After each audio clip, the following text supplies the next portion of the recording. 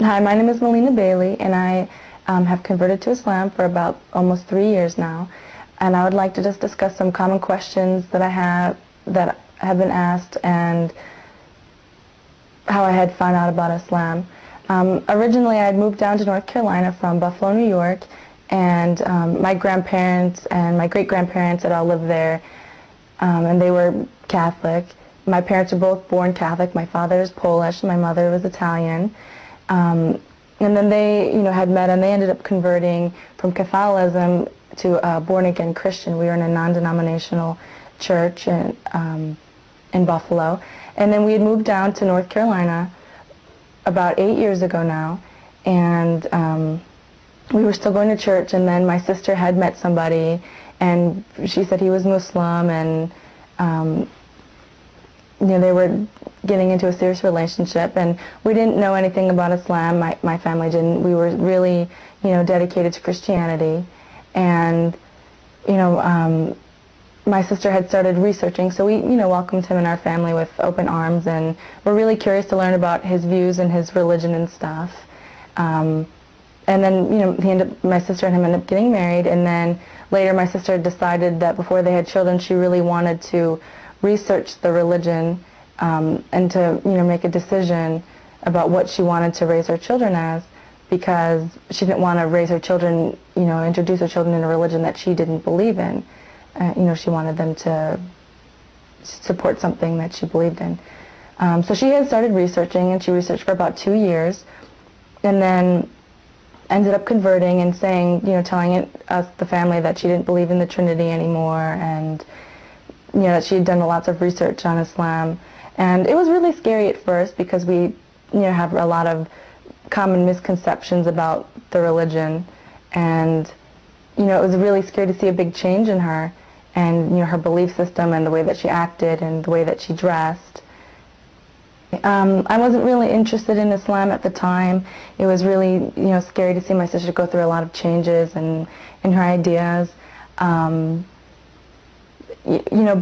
eventually, my family had stopped going to church, not practicing Christianity or believing into it, but they had stopped actively going to church.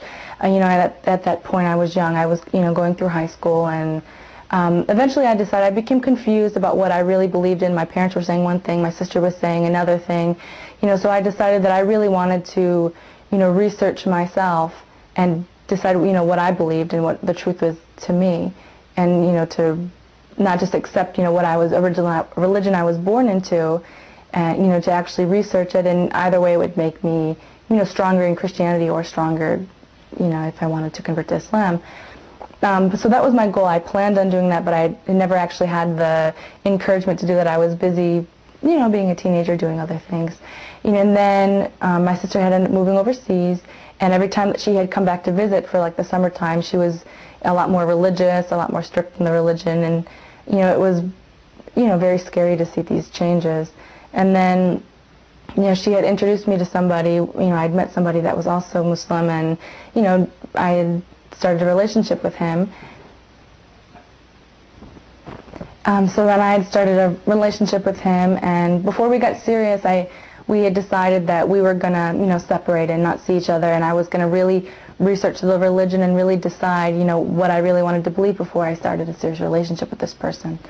So then I had started researching the religion, and the first thing that I researched, that was my motivation, was, am I going to continue a relationship with this person, have a serious relationship, because this is a big, step of having somebody from a different religion and having an, interracial, not interracial, but cross-cultural marriage is difficult enough, let alone having a marriage with two people practicing different religions. So I really wanted to research before I really made a decision. And when I researched, the first thing I researched was women's rights in Islam, to find out what the truth. I had heard a lot of rumors, and we see a lot of things in the media. I had a lot of misconceptions. I wanted to find out what the religion actually practices. Yeah, so I had a lot of misconceptions about what the rights of women were, in Islam. Some, common things that I had thought before. Women were forced to cover, and they had to maybe walk behind their husbands or something out of respect. They had to ride in the back seat of a car. just like, common misconceptions. When I actually started researching, I found a lot of things that I was really surprised that there was a lot of points that I agreed with in the religion, and a lot of rights that they had given women.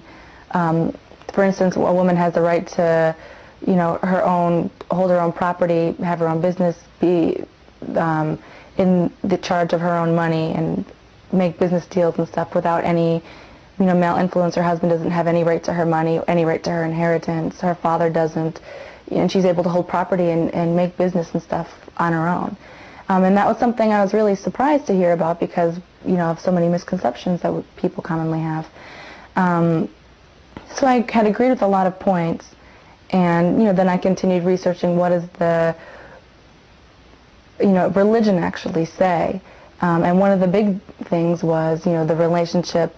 I didn't really know what it actually believed. I thought maybe they worshipped Muhammad. They didn't believe in Jesus and believe in God. And then when I actually researched, I found out that, they do believe in Jesus and they do believe in God, but they don't believe in the Trinity. So many stories were the same. It was very easy researching Islam because I was so used to so many of the ideas and so many of the stories because there's so many similarities between Christianity and Islam. Especially, when I was born again Christian, I was, raised and used to hearing these same stories, and they run along the same line. We have the same prophets, most of them, the same, stories of Abraham, Moses, Noah.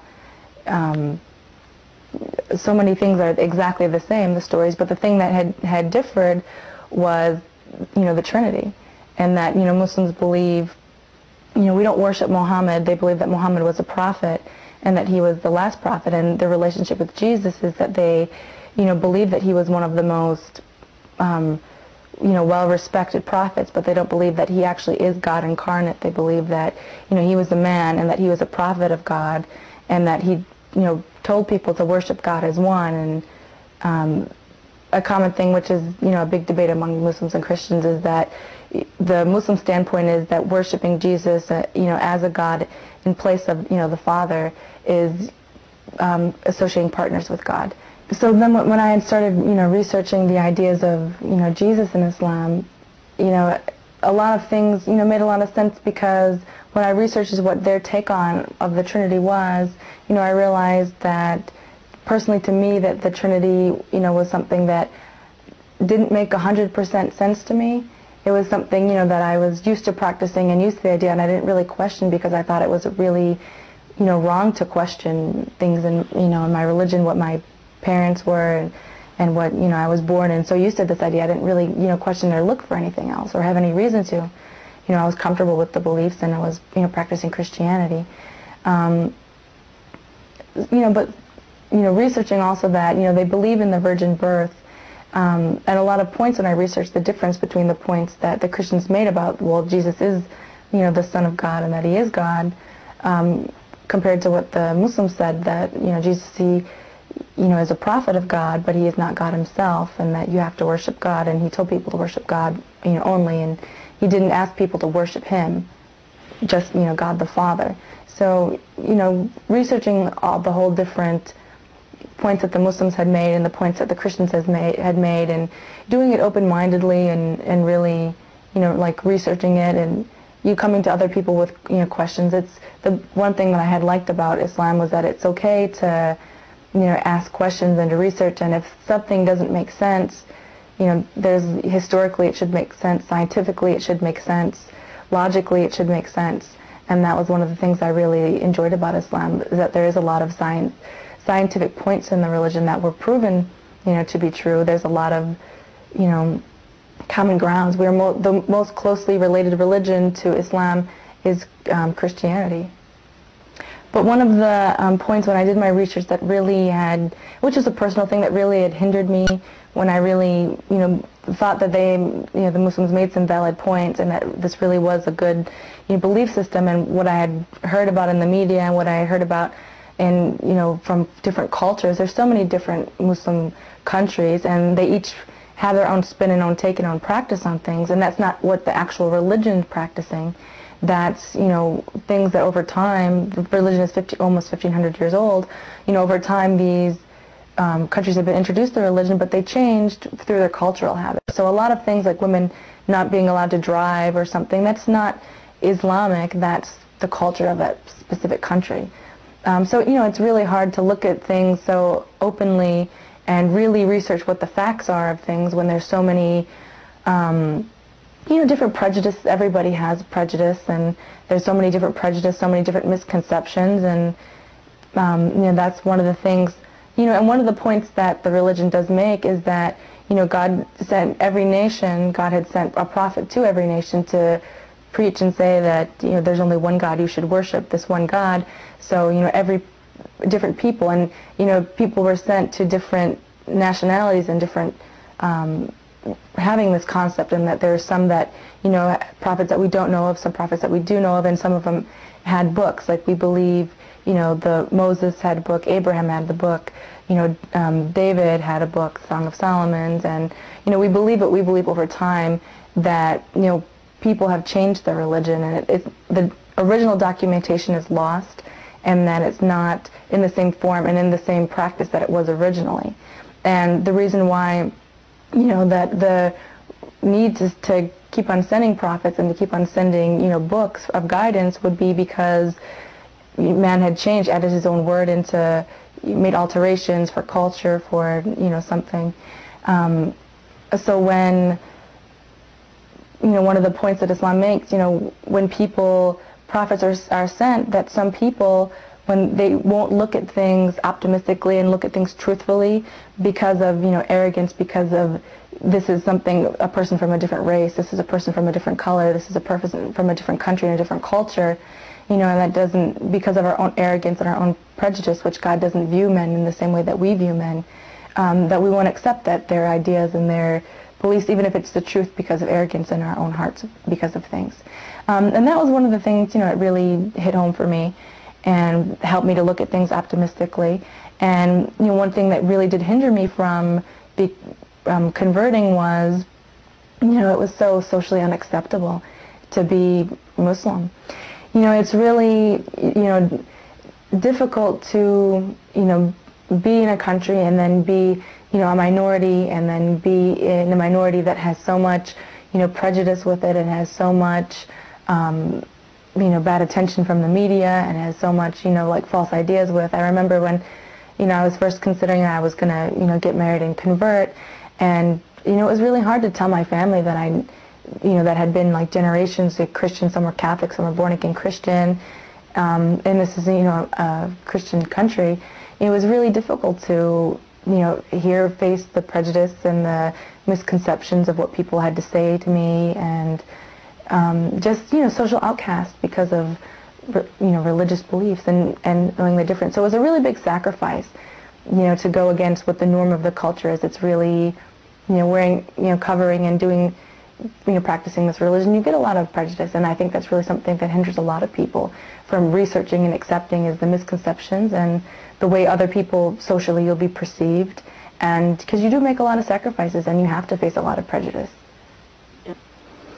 When I had originally started telling my family, especially my grandparents, they were very old, they're 75, and they've been Catholic all their lives, and their great-great-grandparents have been Catholic, and I told them, and it really scared them, and they really were praying for me, they felt bad for me. That's a lot of misconceptions, and it's really hard to, once you believe that this is the truth, and that's what really prevents people from really researching and looking at things optimistically. There's so much prejudice you face, and there's so much misconceptions. And then I had ended up, getting married, and, started practicing the religion. And I went over to visit my husband's family, and, I was trying not to be, prejudiced, and trying not to, be nervous, but I was nervous because of so